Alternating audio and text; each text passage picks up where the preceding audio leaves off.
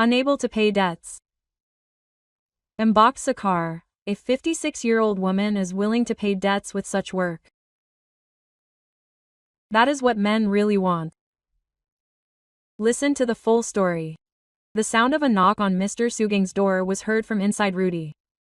A young man who was a cooperative debt collector stood in front of the door of one of his customers. However, when the door opened, it turned out that it was not Mr. Sugang who greeted him, but his wife, Obok Sakar. Without a word, their eyes met. Obok Sakar, who at that time only had a cloth on her, made Rudy stunned. Finding a panoramic view of nature that made him flustered, Rudy remained silent in his place. The young man could not divert his attention from the elegance of his customer's wife, even though wrinkles were visible on her face. Meanwhile, Obok Sakar was also unable to divert her gaze from Rudy, who looked handsome to her. Obok Sakar and Mr. Sugang did not have children, so their house looked so quiet at that time. It was the first time Rudy saw Mr. Sugang's wife with that cloth. The 26-year-old young man wanted to collect the money that Mr. Sugang had borrowed a week ago. Mr. Sugang promised to pay everything off. Obok, are you in there? Rudy asked, trying to dismiss the strange thoughts in his mind. Obok Sakar smiled kindly and answered, "You haven't come home yet, sir. If you want, you can wait in the living room." Quote. Obok Sakar replied. Rudy nodded. He headed to the living room. "Oh yes, Mazmaz, I'll just go back for a moment," said Obok Sakar, who was about to go to the bathroom. "Oh, yes, Obok," Rudy replied with a smile. When Obok Sakar left, Rudy's focus did not stop watching the old woman's pace. Even though she looked old, for some reason Rudy was so amazed. But again Rudy had to focus his mind on his original intention, which was to collect the loan from his customer. The clock showed 6 p.m. and he had been there for almost half an hour. However, there was no sign of Mr. Sugang coming home. And suddenly the electricity in the house went out. Obok Sakar, who was still in the bathroom at that time, became confused because the entire room went dark. There was no light there. Spontaneously, Obok Sakar called Rudy to ask for help with lighting, because Obok Sakar was very afraid of the dark. Rudy, who heard it, immediately stepped forward using the flashlight on his cell phone and headed towards the source of the sound. "Obok, where?" asked Rudy in a worried tone. "Here, sir," answered Obok Sakar. Meanwhile, Rudy immediately pointed the flashlight towards Obok Sakar. The old woman was still wearing the cloth in front of the door. She was silent when Rudy's flashlight shone awkwardly on her. At that time, Rudy got a very beautiful and real natural view that made him stunned. However, he tried to stay focused to light up his customer's wife. "Thank you, sir. Luckily there is, sir," said Obok Sakar with her sweet smile. Rudy returned the smile. Although in their hearts they were both still awkward with only the cloth attached to Obok Sakar, he immediately moved to his resting room. Rudy escorted Obok Sakar to her room while providing lighting so that she would not stumble or bump into something while walking. "I'll just wait outside, Obok," said Rudy as he gave his flashlight to Obok Sakar. "Oh yes, Moss, but please don't go anywhere for now, and be okay. I'm afraid of the dark." Quote. Obok Sakar explained, then headed to her room. Meanwhile, Rudy waited in front of the door until shortly afterward the electricity came back on. Finally, Rudy decided to go back to the living room and wait for Mr. Sugang there again. He had only been sitting there for a few minutes when Obok Sakar came to see him. However, Rudy's focus was again diverted by the old woman's unusual appearance. "Oh yeah, sir. What's up, sir?" "Looking for sir," she asked. "So it's like this, Obok.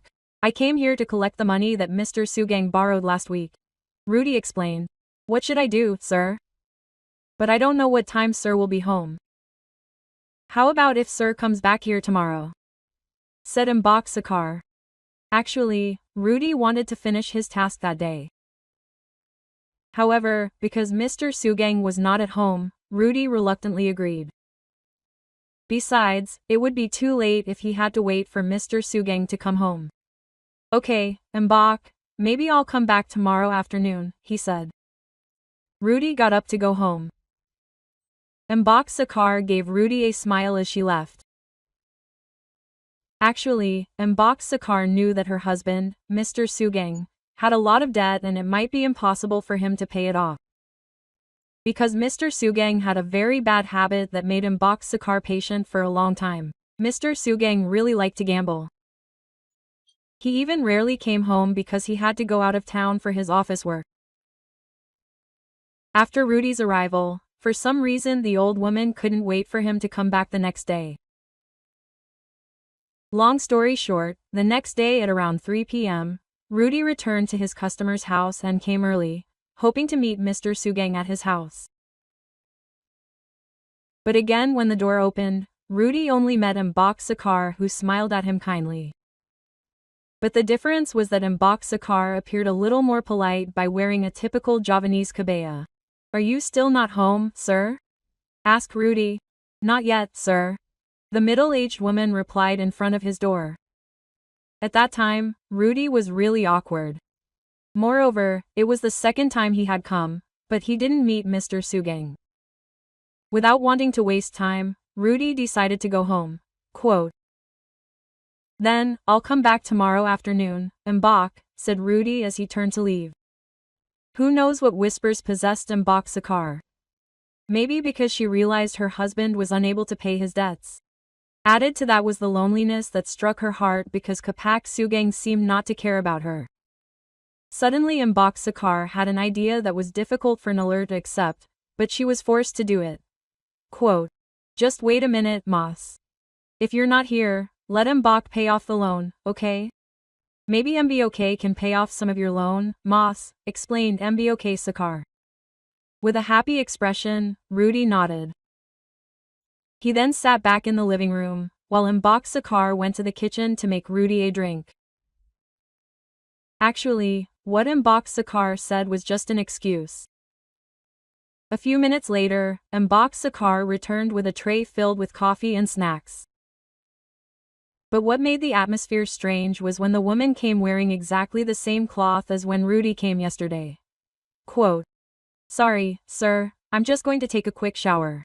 It's not nice to chat like this, because it smells," said Mbok Sakar with a small laugh. Rudy just nodded and didn't answer. He was still fixated on the beautiful and real natural panorama in front of him. His focus was really messed up. Especially when Mbok Sakar put the tray down with her head down, which of course something that didn't escape his attention. Meanwhile, Mbok Sakar herself was smiling seeing the expression of the man in front of her. She was sure that everything would go according to her expectations. When she arrived at the bathroom, Mbok Sakar began to carry out her scenario. Previously, Mbok Sakar had deliberately left her change of clothes on the table. The goal was so that she could ask Rudy for help to get them. Rudy, who was still daydreaming since Mbok Sakar left, was suddenly surprised again by the woman's voice calling for help. Hearing that, hesitantly, Rudy moved towards the door which still seemed closed. "Why, sir?" Rudy said from behind the door. "Sir, can you please get me a change of clothes, ma'am? It looks like it's on the table." "Because this cloth has already been washed?" Mbok Sakar asked. "Oh yes," Rudy replied hesitantly. With mixed feelings and soaring turmoil, he stepped to get a change of clothes that were apparently on the table. Initially, he only intended to deliver them to the front door. But again, he couldn't believe what was happening. Quote, "Come here, Mas. It's okay," said Mbok Sakar. In Rudy's entire life, he had never had a moment like that in his life. With mixed feelings, he stepped and tried to close his eyes to ward off the slight turmoil in his heart. However, the situation became even more complicated. How could it not be? Rudy, who closed his eyes, was unable to see his steps until he tripped and almost fell. But luckily Mbok Sakar quickly caught him. Rudy's feelings were already raging at that time. He seemed unable to say anything. Mbok Sakar smiled at the young man. "Ma, sorry Mbok," quote, I think I should go, said Rudy, looking down. Although he occasionally stole glances at the real view of the universe, his heart was pumping fast. Moreover, it was the first time he had encountered something like that. Hastily, he tried to turn around to leave there. However, Mbok suddenly put her hand on Rudy's shoulder. Quote, "Wait, Moss," said Mbok, which made Rudy flustered. "Ah, what else is there, Mbok?" Quote, said Rudy stammeringly. "What, Moss, do you need my help?" asked Mbok, who was no longer able to contain the turmoil in her heart. Rudy was really tested that day. Moreover, he could not possibly refuse the sustenance that was in front of his eyes, but his heart seemed awkward to answer. However, before Rudy answered, Mbok, who was already in that condition, immediately gave an introductory greeting. Because she understood, Rudy also expected the greeting. Because Mbok had started the greeting, Rudy replied to Mbok's greeting gently as if without any obstacles. The rhythm of Mbok's song seemed to break the awkwardness. At first Rudy felt doubtful because he was still a beginner in the job. But with determination and confidence, he managed to bring Mbok to the expected port. Long story short, after everything was done, Mbok said, "How's the loan installment, Moss?" Mbok asked with a smile. "Relax, Mbok, today the installment is paid off," said Rudy. The two of them laughed together as if there was no burden between them. Time passed and the clock showed 10 o'clock. Evening, but Mr. Sugang still hadn't come home. Quote, after all that had happened earlier, he immediately prepared to say goodbye and go home. In Rudy's mind, even though he didn't bring home any money, at least he had gained an experience that would be remembered in his life. Since that incident, Rudy often came to Mr. Sugang's house. In addition to loan matters, he also hoped to get his luck again like that afternoon. Exactly 2 days after the incident, Rudy had just arrived at Mr. Sugang's residence to collect his debt from his customer. Initially he had hoped that Mbok would open the door, but that day was different. "Hey, what's wrong with you?" asked Mr. Sugang, pretending to have forgotten about his loan. Mr. Sugang greeted Rudy with a wry smile. They met in the living room with an awkward atmosphere. Rudy then explained the purpose of his visit to collect Mr. Sugang's debt. "Sorry, sir is having problems at work, so for now you can't pay it," said Mr. Sugang. "Oh, sir, I understand. Besides, yesterday your wife had already paid part of it to ease your burden." Rudy reasoned that Mbok had paid the loan. Instead of feeling happy, Mr. Sugang was emotional hearing it. "Why didn't she tell me before?" said Mr. Sugang, who thought that Mbok did have money.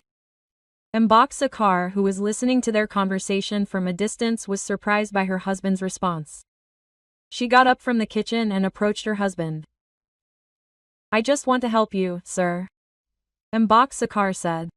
"I don't need your help.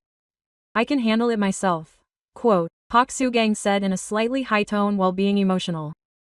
The old man got up and left the house without saying goodbye to his wife and Rudy. Suddenly Mbok cried in front of Rudy, who didn't understand what the real problem was between them. "Even though I just wanted to help lighten your burden, you know," mumbled Mbok with tears streaming down her cheeks. Rudy, who felt sympathy, also didn't know what to do. Rudy, who didn't want to interfere in their household affairs, then said goodbye. Long story short, 2 days had passed since Mr. Sugang left. Mbok, who felt confused, finally decided to contact Rudy, a cooperative employee who had recently become her comforter. Maybe with Rudy, she could find her husband's whereabouts. Mbok told Rudy about her problem about her husband who hadn't come home for 2 days and asked for help in finding him. Enthusiastically, Rudy agreed. Moreover, yesterday's argument still had something to do with him. It wasn't difficult to find his whereabouts. Mr. Sugang for Rudy. Moreover, Mr. Sugang was her loyal customer in the past, so she knew quite a few of Mr. Sugang's friends whom she often met. A few days later, Obok Sakar finally got news from Rudy that made her disbelieve it. Rudy found Mr. Sugang going in and out of a rented house on the corner of the city. Then Obok Sakar asked for help again from Rudy so that he could take her to the rented house. And Rudy, who was also furious with Mr. Sugang's behavior, who had not paid the debt, immediately agreed. Long story short, the two of them headed to the rented house in the afternoon.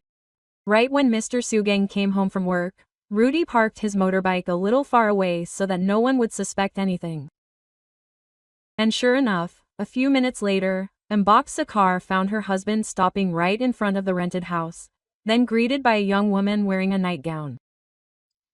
Her feelings were so devastated after finding out that her husband had another woman. Obok Sakar immediately rushed to meet her husband. Although Rudy had time to hold her back, when Obok Sakar confronted him, Mr. Sugang looked so flustered by his wife's arrival. At that time, Mr. Sugang and the young woman were in a condition like that. "Now that everything is clear, we better end it all," quote, shouted Obok Sakar, then ran away. While her husband chased after her even though he had difficulty because he had not had time to tidy up his messy clothes. "Ma'am, wait, let me explain," said Mr. Sugang as he continued to chase her with tears streaming down his face. The woman approached Rudy and asked the man to take her home. When they arrived home, Obok Sakar was still crying. Rudy tried his best to calm her down. The man tried to comfort Obok Sakar, giving her attention so that her crying would subside. After Obok Sakar had started to calm down, Rudy said goodbye and went home. Considering that it was already late at night and it was impossible for him to spend the night there. "I'm going home first, Obok. Maybe being alone can make Obok's mind calmer," said Rudy as he got up from his seat. However, Obok Sakar suddenly asked for help once again. Quote, "Rudy, I beg you. Will you help me forget about Mr. Sugang?" Pintok Sakar with teary eyes. Rudy thought long and hard. His mind was so confused. On the one hand, he didn't want to make Obok Sakar's family even more destroyed. On the other hand, he also felt sorry for Obok Sakar's condition. Moreover, the help that Obok Sakar meant was what Rudy was waiting for. And strangely, Rudy didn't mind if he was just Sakar's escape. He didn't care because what was on his mind at that time was to make Obok Sakar and himself happy. Long story short, that night they looked for an inn so they wouldn't meet her husband. At the inn, it was a long night for them. Obok Sakar let go of all the burdens in her head and let herself be carried away by the ship that was captained by Rudy, the young man who collected the cooperative's installments. Finally, after 2 days they were there and Rudy was willing to pay for all the accommodation for the sake of their happiness. Obok Sakar decided to separate from Pak Sugang. However, Pak Sugang seemed to have wanted to separate from Obok Sakar for a long time. The proof is, since the incident when he was attacked, he never returned home. Until finally they officially separated. After some time, Rudy, who initially only used Obok Sakar, he opened his heart to be able to marry Obok Sakar. Although he knew their ages were very different, in Rudy's heart he felt like he got sincerity from Obok Sakar.